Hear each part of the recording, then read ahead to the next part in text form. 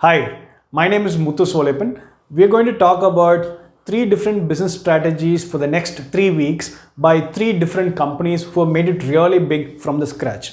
And this week we are going to talk about Nilgiris Supermarket's success story. Nilgiris Supermarket has been in the field of organized retail for the last 100 years. I'm not going to talk about the details of how they had survived so long, but I'm going to talk about why they are successful compared to their competitors. The competitors are like, say, you can say Reliance Fresh, Spencer's Daily, and Heritage Fresh. All these people are the competitors. So how did Nilgiris become so successful compared to the competitors? What we're going to talk. And there are three major factors why they are very successful. The first one is the business model. Their business model is franchisee based business model, and this is the reason why they're very successful and extremely successful. Why? Because here there is an owner who takes care of a store and we call him a franchisee. It is not a company who invests and who is not running the store. It is the owner who is running the store. So if the owner is running the store, that means he will take more ownership and make the store run profitably, and he will put so much of effort in making the store run properly. To give you a comparison, will you agree with me that no, if the owner is running the store, will it be good, or a corporation or a corporate who is going to deploy a store manager, pay him a salary and make him run the store? Who will run the store better? It is always the owner, because he has invested his money. So he wanted a return. He wanted to make the venture more profitable. So in this case, the owner is running the store and he's always trying to make the store run profitably. So most of the stores of Nilgiris are running profitably. In case the store is running in a loss, the owner will not be doing it continuously. Maybe for 1 or 2 years he will run it and he will try to improve. If it is not running, he will close the store. Even if not closing the store, he will at least shift the store to some other location and try to do it successfully. So this is the reason why most of the stores in Nilgiris, at least close to about say 80 to 90% of the stores, are running in a profitable manner. And not just that, I am able to tell you this information because it's not the information which has been collected from the newspaper, or I did not browse it from the net. I have studied MBA in retail, and I've worked with Spencer's Retail. I've had a head-on competition with Nilgiris, and my friends have also worked with other competition brands. So that is why we are able to give you this inside information.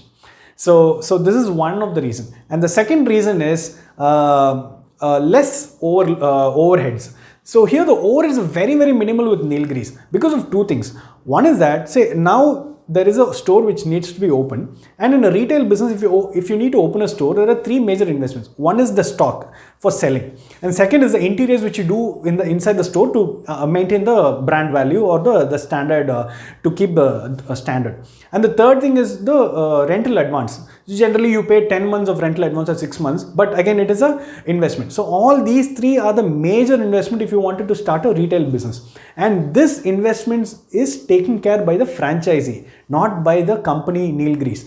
And when the franchisee does it, Nilgiris does not have a load. And if Nilgiris is going to do that, then what will they do? They'll have to borrow the money from the bank, or they'll have to borrow the money from the investor, repay them in terms of interest, and that is again going to be a cost to the company, and it's going to be a burden on the company. So here, when the franchisee is going to do it, the burden comes down drastically. Not just that, as I had told you, individually the stores, all the stores are doing well profitably. But when it comes as a company, Nilgiris is doing better than the others. That's a simple reason, because they don't have a big massive warehouse space. Because all other brands, all the competitive brands have a massive warehouse space. Why? Because say if it's a tier 1 city, like a metro city like Chennai or any other city, here if they have to open, they will at least have at least 25 to 40 stores they're going to run. And to cater to this 40 stores, they're going to have a big warehouse space where the stocks are going to come in and they're going to dispatch it. So to set up a warehouse space, they're going to need a GM, they need a manager, assistant manager, supervisor, load man, all these people. And these are all salaries which you need to pay to them on a monthly basis, which is a big cost to the company. And the second one is that it is going to be maintained within a warehouse. So you need to pay a warehouse rental, which is again going to be on the higher side.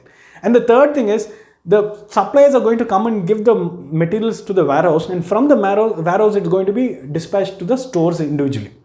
So here to dispatch it, you need transport. So there is a transportation cost involved, and not just that. All these small items in this FMCG goods which they sell, all these things, if you're going to store it, there's going to be a lot of theft. There's going to be a lot of damages which is going to happen because it's a pretty massive warehouse. So all these four costs, which is a big burden, which is a big cost to the company, has to be totally knocked off. I'm not saying that Nilgiris does not have a warehouse. They have a very small warehouse for their own set of supplies. But other than that, in a regular Nilgiris setup, how it works is all these FMCG companies, they have a tie-up with Nilgiris, and Nilgiris dictates what is the margin. They fix the margin, and that for that particular margin of price, the FMCG companies builds it and give it to the Nilgiris owners directly. To the stores directly. So here there is no concept of warehouse. It is a direct supply. If it's a bigger FMCG company, what they do is they use their own local distributor to go and supply at the fixed price which they have made with Nilgiris. So by this way, they are eradicating the whole concept of warehousing, and this is a major savings for the company. And that is why individually, even though all the stores are doing really well, but as a whole company, Nilgiris is able to do much better because the cost is very less. So the overheads are very less. And the third reason why Nilgiris is very successful is because of the private label. So private label is nothing but, say, I'll give you an example. Private label is nothing but, say, you have a Ashirwad Atta, ITC is Ashirwad Atta. Okay, so ITC is selling Ashirwad. I'm just giving you, this is not the exact price, just for easy for understanding, I'm just giving you. So ITC Ashirwad, say it is going to be sold at 100 rupees to a customer. To make the Atta, it is costing the company 50 rupees. So from the company, it goes to a C&F. From the C&F, it goes to a distributor, then dealer, then retailer, then customer. There are 4 or 5 different layers in between. So 50 rupee atta gets sold at 100 rupees to the customer. And since there are too many layers in between, so everybody makes a very meager margin, not a big margin. So here the private label is nothing but the same atta, the same quality, which is packed and it is branded as Nilgiris and given to a customer. That is called as a private label. And when they do this, the cost remains the same. It's going to be still the 50 rupees only, or maybe 60 rupees, not more than that.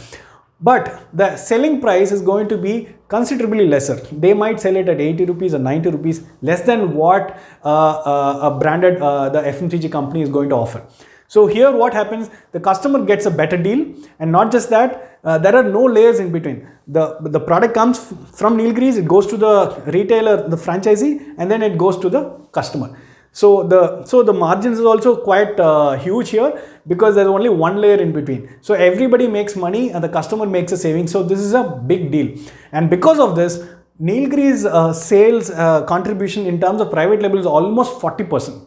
So when they're doing a 40% through private label, right from rice, wheat, atta, the pulses, all the staple food, and what else? You have dairy products, you have bakery products. All these things are done through private label. So 40% contribution is going to be very huge.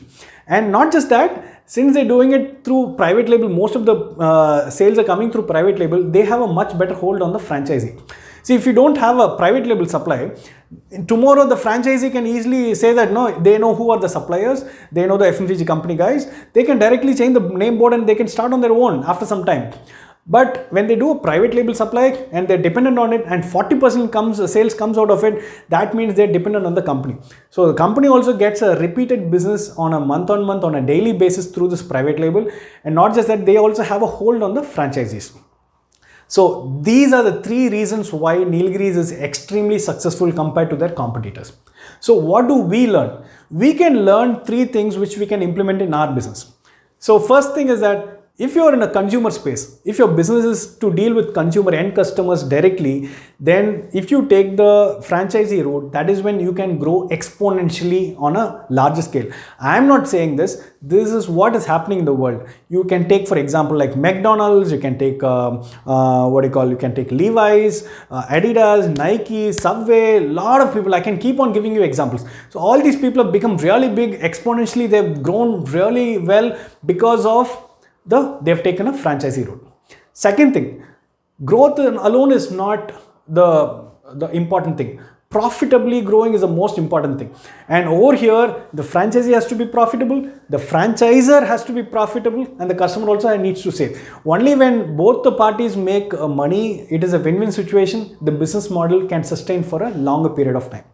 So if you're going to ask me, like say, I run a store, I have at least 4 to 5 different stores, but I'm not a big brand like Nilgiris. I employ people. So how do I cannot give a franchisee. So how do I ensure that I also grow like them?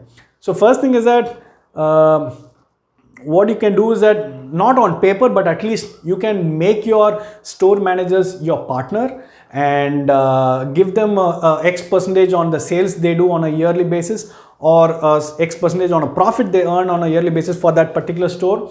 Or you can also give them some percentage on what if they save some money. So in some way, if you're going to monetize that, if you're going to give them in terms of like a partnership basis, then you can look at the way they work. They're going to work really hard because they're getting the extra bucks.